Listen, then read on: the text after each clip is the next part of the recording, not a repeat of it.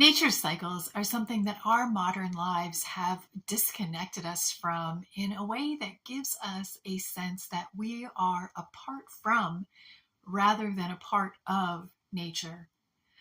I have to admit that I have never ever loved winter in the same way that I love the other three seasons. For a lot of my life, winter was just always something that was sort of tolerated but not enjoyed. And perhaps you also relate to this. I always saw it as a complication or an inconvenience, and I often expressed my hatred for it as I piled on layer after layer of clothing just to be able to go outside. And I didn't enjoy it once I got out there. In these cold months, I would have liked to just hibernate and wake up in the spring. I am one of those people that's always cold. And as someone who has dealt with depression for many years of my adult life, I had seasonal affect disorder too. I never looked forward to winter. Then I had something of an epiphany. I began aligning myself with this season of cold and dark.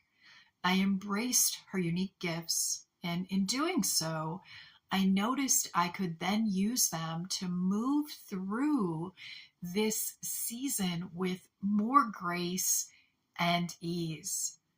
And then a funny thing happened. I actually began to enjoy the winter season. To get there, I started small with things that I enjoy about the season, like my sweaters and boots and scarves and fuzzy blankets. I reveled in those things, and eventually I graduated to even hiking in the snow. And that gave me the opportunity to explore the winter season in new ways. I began to honor this time of rest and repair, this time of renewal and rebirth. My reverence for Mother Earth deepened as I remembered how this sacred cycle serves her. Observing the forest now with bare trees and snow covering the leaf litter, there's no sign of anything. But that's deceiving. Underneath, there's a great deal going on, although we don't really see it. Winter is that time of year that everything just seems to be doing nothing.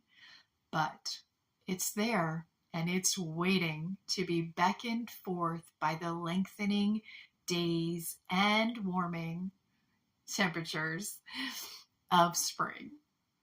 So, by returning to this alignment and reverence for Mother Earth, I began to actually find joy in the winter season. I think that's where the true magic of winter lives. Blessed be.